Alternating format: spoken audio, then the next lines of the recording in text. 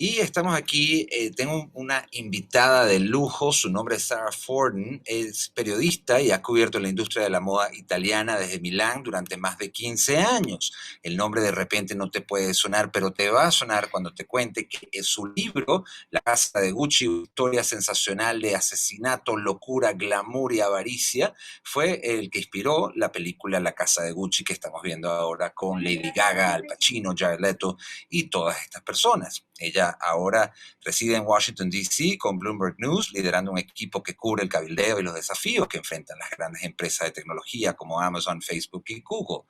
Pero en su momento, pues este caso de los Gucci la llamó la atención lo suficiente como para escribir este libro y 20 años después, bueno, se produce en una película. La entrevista la voy a hacer en inglés y luego la vamos a traducir en español para que se vaya y la entiendan todos ustedes y gocen con esta entrevista. Sarah, hello, welcome to the program and to Venezuela. It's a pleasure to talk to you from here. How are you? Well, hi, thank you so much for having me. I wish I could be there with you. I understand you're in Washington. I bet the winter there. It's very cool down here. It's starting to snow at Florida today, so yes, That's it's good. definitely winter. That's good. I just came back from the beach and had a bathing suit on, so envy me. Sarah, I wanted to ask you about this book. Reading about it first, I understand that you typed at a local library the word Gucci, and articles written by you came along. Was this the book that you were supposed to write?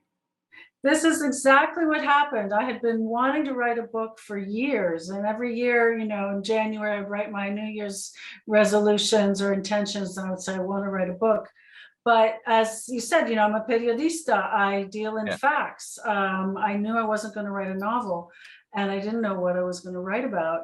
And I was living at the time in Milano, covering the fashion industry from the business perspective for Women's Wear Daily. And I was home one summer on vacation, and I typed in the word Gucci into the computer at the research department at the local library that had just reopened. And out of the 10 blue links that came out, 8 of them I had written. And that's when the light bulb went off in my head. And I said, oh my gosh, I know something about something. There's enough material here to write a book. And that's what I got to write about. And it's not only the generation that we see in the movie, right? It's your book deals with the creation of the House of Gucci up until today. Exactly. I mean, it really is a biography of the Gucci story, and it's broad and it's deep. So it starts with the founders and the early years of Gucci and how it came to be, and then it goes through the period that's dealt with in the movie, which is the relationship primarily between Maurizio and Patricia and the family dynamic in the 80s and the early 90s. But then it goes after that, and it takes also a deep look at Gucci after the Guccis and how Gucci became a success now twice under private management. And what's interesting to me is how classic Gucci was. Gucci was a symbol of tradition. I remember when I turned 18, my father said, invest in a good pair of Gucci loafers because they'll last a lifetime. And seeing the movie in this particular period, these people were anything but traditional. Yeah, so I mean, the traditional Gucci was really what Maurizio envisioned. When he came in and took control at the end of the 80s, he wanted to restore Gucci to those sort of the heyday that it had enjoyed under his father and his grandfather. And he wanted it to be like the Italian Hermès. So in those years, it was kind of old school luxury. And he said he wanted Gucci to be round and brown and soft to a woman's touch. So that was his vision, and it was the idea of the bamboo handled bag, the Jackie, the hobo bag, quality leather and classic products. After he lost control of Gucci, and he was the last Gucci to run the company, that cleared the way for Tom Ford to come in and deliver his vision of Gucci, which was almost completely opposite. And Tom said he wanted it to be square and black and edgy, and he made everything square and black, even the accessories on the handbags, the clasps, they were rectangular with a gray metallic finish. So Gucci then became something else, but it actually did go on to achieve the success and the fame that Maurizio had envisioned. I mean, there's something just incredibly magical about this brand that keeps it coming back, you know, decade after decade. And yet the movie talks about also there's a scene where Patricia goes, the exclusivity of Gucci at the time, was that something that the House of Gucci dealt with? That was absolutely pivotal to Maurizio's vision. And he felt that at the time, so this was again the late 80s, Gucci had become overexposed. There were many cooks in the kitchen, which were his relatives, his uncle and his three cousins, and everybody had done their own licensing deals kind of on the side. So there were handbags, there were coffee mugs, there were scotch bottles, there were toilet kits, there were everything, you know, had a Gucci logo splashed on it. And so Maurizio cleaned all that up and cut it all out when he took over. You also mentioned the Tom Ford era. For those of us, for many of who weren't there, was it really that explosive as they make it in the movie? That runway, that 1996 collection of how it panned out. You know, I was at that show, and it was nice. at the Palazzo dei Giardini in Milan. It was a classic show space with the little, you know, gold wooden legged chairs that you see at couture shows. And everybody sat up straight in their chairs when those models walked out. And it was Amber Valletta and some of the others. And they very closely recreated that show in the movie. It was very realistic. And that was how Tom Ford had introduced this spotlight to focus on the clothes. He had a very streamlined concept of a fashion show. It was just, you know, no more than 3 or 4 silhouettes.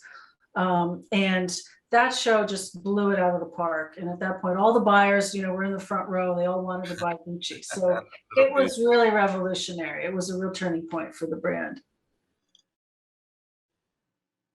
I want to take you now to what the core center of the movie is, the relation between Patricia and Maurizio. And the movie is quite long, but what Ridley Scott has done is let the viewer, who not necessarily knew about the story, form an opinion about these characters. When researching about them, and my guess is that you must have talked to almost 100 people in or having a relation with Gucci, were they really that complex? You know, I was drawn to write the book because of Maurizio. And he, you know, even though he failed to realize his vision, the fact that he had the vision and he did the hard work, you know, he cleaned up the overexposure, he set it back on a path, and then he lost it. But the complex character for me as a writer was Patricia. And I do believe that she loved him in the beginning, even though she had been pushed by her mother to marry a man who was not only wealthy but had a big name. So you know, there was interest in this marriage. But I do believe that she loved him, and I do believe that she had found her spot with him and as La Signora Gucci. And then when he left her, it was you know, a huge blow to her. And without him and his name, she was nothing. And so her, you know, move to kind of claw that back, and obviously we know what happened. She, you know, she reached a point where she did the unthinkable, which was to have a hitman kill him in cold blood in broad daylight, you know, in March of 1995 in Milano. So to me, that was just, I couldn't, you know, I tried to comprehend, even though we cannot condone what she did. I think as a writer and as a society, we have to try to understand how could a woman be pushed to that extreme. To that limit. And I understand you were there in Milano the day of the murder. Was it shocking to learn the news? It was incredibly shocking, and it was also inexplicable because nobody could fathom who could do such a thing. And there were no fingers pointed at Patricia for 2 years. I mean, it was well known that she was angry with him, that she felt that he had done her a personal injustice by losing control of Gucci. She felt very strongly that she needed to protect her daughters. She kind of almost resumed the role of La Signora Gucci when he was murdered, because she was the one at the funeral. She organized the funeral. She moved back into Maurizio's house. She moved into his house where he had been living with his new girlfriend. So she took back control of being La Signora Gucci, but nobody really seriously thought that she could have done that. So it not only created a sensation in a city. Milano for me is basically industry and bank politics, and the fashion plays a hard part, but you would never see that kind of murder. So it must have been sensational. It was absolutely out of the ordinary, and it was incomprehensible. And this sort of cloak, sinister, mystery settled over it, because the investigators were looking into his business dealings. He had $135 million in the bank. He was a free man. He was actually free from the Gucci name, and he could really do whatever he wanted at that point in his life. And he was starting to evaluate business and investment opportunities. So they were thinking, well, maybe it was a business deal gone bad, but all the leads ran dry, and it was going on 2 years, and the case was completely dead. They had no idea who had done this. So the book, you published the book, and years later, Ridley Scott or somebody approaches you, hey, we want to make a movie about this. That it doesn't happen that often for an author, but did you feel when they approached you, look, we want to base the movie on this book, did you say, what an amazing ordeal? I always envisioned this story on a big screen.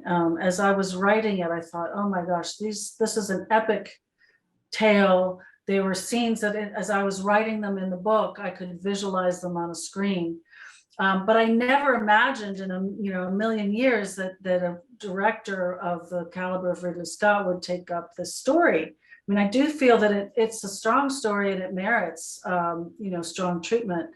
But I wasn't really expecting it or counting on it. It was a surprise when it actually happened, to the degree that it happened. Although, initially the option came about 12 years ago. It was a long developing project. I knew they were working on it. But as I understand, and I'm not a Hollywood creature, but it takes the right combination of talent. But as Ridley Scott even said in an interview when he was announcing the rollout of the movie, for director, the screenplay is the roadmap, and it took them years to get to the right screenplay.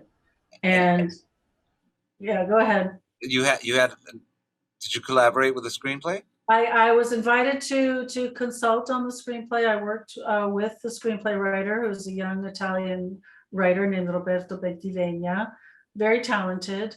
We had multiple conversations about the narrative, and I thought he did a fantastic job. He wrote a sensational screenplay. Sara, I want to thank you so much for this interview. It was great, and much success in this. Thank you so much for having me. I hope you enjoy the book.